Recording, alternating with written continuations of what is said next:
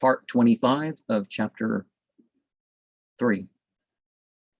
On a certain day, the Lord, spiritual master, Jalaluddin went forth to the country, residence of the saint Husamuddin, riding on a donkey.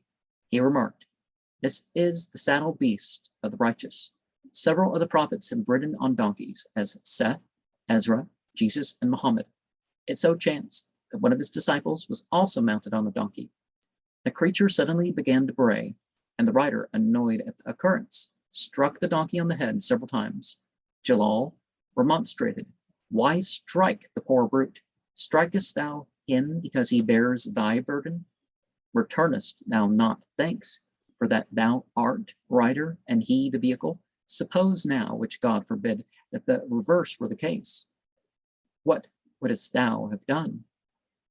His cry arises from one or the other of two causes, his gullet or his lust. In this respect he shares the common lot of all creatures.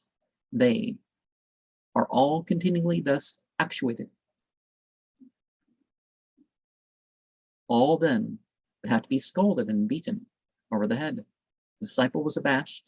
He dismounted, kissed the hoof of his donkey, and caressed him." And of course, I had to change the word there.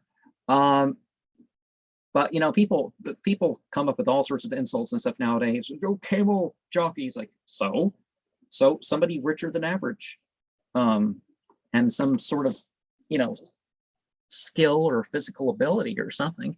Why? It's not a fair insult.